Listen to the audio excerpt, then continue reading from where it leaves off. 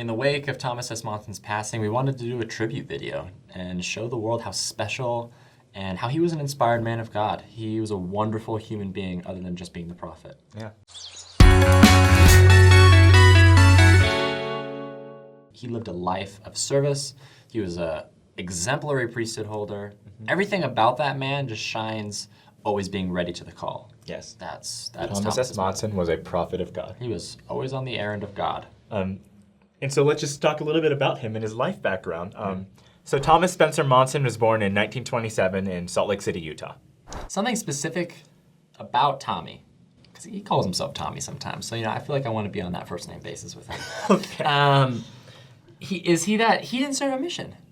No. I mean, lots of people don't serve missions for great causes. It's fine. But he served in the military for a time. Not many people know that about him. Yeah, he served the country. Yeah. And that's still very commendable. I'm very, we need those people. He also was a mission president, so I'm pretty sure he still cares about missions. Yes. Well, actually, he served in the military toward the end of World War II. Yeah. Which is also like a very important event in history. Right. I mean, this man is he has been around, right, and he has seen some of the most important events in American history. He's been there for them. Also, fun fact about Thomas S. Monson that you might not know, and if you do know, you're amazing. And I'm not saying I'm amazing because I know this fact, but I kind of am, you know what I mean? Okay, Thomas S. Monson, when he worked for Deseret Industries, or the printing press and printing of the Book of Mormon, he modified the typeface just so that we could have less printing to do, save money, and the typeface that is in the scriptures, the Mormon scriptures, is the typeface that he created. Wow. Yeah. That's awesome.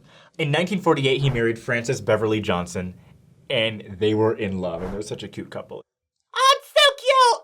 So that same year he got married, he graduated cum laude from the University of Utah, and then came to BYU and got his MBA. The Lord's School. I'm kidding. It's a joke. It's a joke. I'm joking. We're just honoring how amazing he was by getting an MBA at BYU. Yes. Before that. For that kidding. That mediocre school. No, it's a great school. No, the U is great. I love the U. At 22, he was called as a bishop. Wow. Now ask yourselves, do you know any bishops at the age of 22? The responsibilities of being a bishop at that age, a year younger than myself, a year older than you, in the middle, there is Thomas S. Monson. He was a bishop. He had 1,000 people in his ward. He tended to 84 widows. He was like 84 widows. He was on the ball, all the time. He was just helping out those in need. And to bring it back to a personal story, Thomas S. Monson has been the pinnacle of the priesthood. Has no agenda, has no schedule.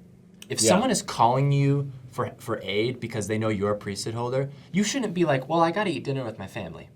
No, they're calling you because the Lord has endowed you with great power. And of course, sometimes we need to schedule out our days, but Thomas S. Monson, the prophet, he understood that because he was given this great responsibility, he should make time to use the priesthood in his daily life to help the widows, to help the deacons' quorum. There's great stories. You should watch On the Lord's Errand with Thomas S. Monson. It just explains that principle so beautifully. And I want to take it to heart. I want to make sure that if someone wants to use me as an instrument in the Lord's work, I want to make sure that I have no reservations, no hesitations, and I just need to go. Yes, I'm exactly the same way. When I want to get better at that as well. At age 31, he was called as a mission president in Canada. Do you know any mission presidents that are 31? All right. Do you know any Canadians? We do. Stephen Smoot. And then at age 36, called by the Lord to be an apostle. When I joined the church, President Monson was the prophet. So I wasn't in the church when President Hinckley was prophet. I joined the church. Actually, the first apostle I ever saw, we were having this lesson of personally? No, in my Sister Lou and Sister Huber showed me this video of Elder Holland speaking, and I was like, there's something about that man, and told me he was an apostle. And then I learned that the prophet was Thomas S. Monson, and I was like, wow, okay, so we have a prophet. So Thomas S. Monson's my first prophet. That's pretty cool. It's and I'm very happy. I wouldn't want anyone else my first prophet, I'm just imagining someone typing in the comments like, well, you missed out because I had Spencer W. Kimball. Oh, Kimball would have been. I'm just I kidding. don't want to be old though. I don't want to be old though. And he under President Monson, the missionary age change happened. I am pleased to announce that effective immediately, worthy, an able young man will have the option of being recommended for missionary service beginning at the age of 18 instead of age 19.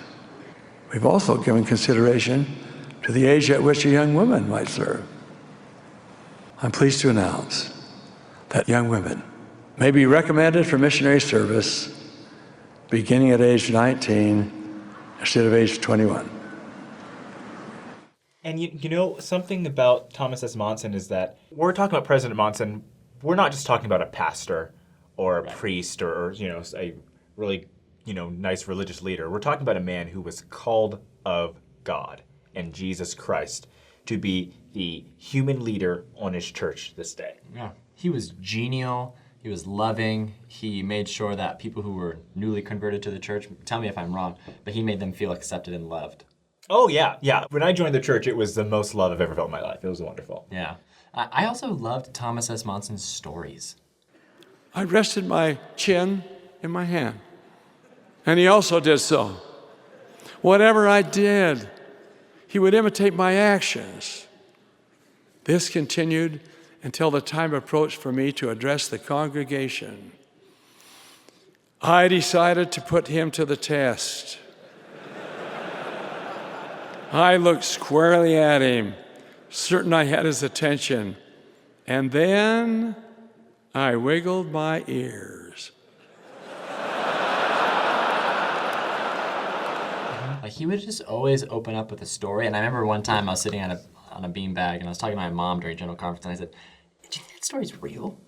Because he has a story that is so specific to the topic every single talk that I'm like, Because the Lord prepares you. it's amazing. And I remember as a little kid thinking to myself, there's no way that this man has been through so much that he has a story to relate to a gospel doctrine, and every talk, and the story is different. And I'm like, there's no way. And then as I grew to love him and learn more about him, I'm like, I mean, I understand that he's in his 90s, that you can live a long life, but I don't know many men who died in their 90s and had a life such as this. Yeah.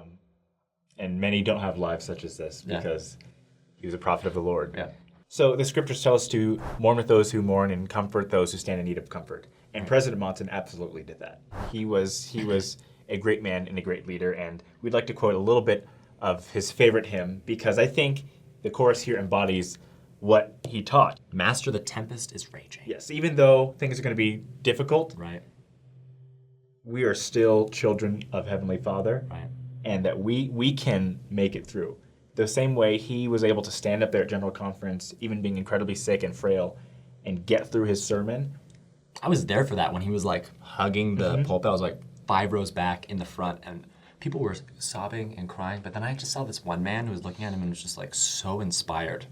I was inspired. I was like, this guy could have stayed home and been sick. He is a great witness Yeah. that the world will obey the Lord's will. And that the Lord will sustain his prophets. Oh, yeah. Yeah. I thought he was going to fall over. And he didn't. He did not, but also the apostles were there, like ready to go. It was like the coolest Uchtdorf thing. was like a... But anyway, so some of it says, "The winds and the waves shall obey thy will, peace be still. Whether the wrath of the storm-tossed sea or the demons or men or whatever it be, No waters can swallow the ship where lies the master of ocean and earth and skies. they all shall sweetly obey thy will. Peace be still, peace be still." They all shall sweetly obey thy will, peace be still, peace be still. And that is certainly a wonderful echo of President Monson's message, that the Lord is always in charge. We always know who to look to, and we're so thankful for our beloved prophet. Though some people may be mourning now, and I hope many people are, I think President Monson would want us to carry on, to remember that message and to know that the Lord's work is not finished. This is not an obstacle, but this is a moment where we can celebrate a man's life, but to continue moving forward because that's what he would want us to do. President Monson, we'll see you again one day.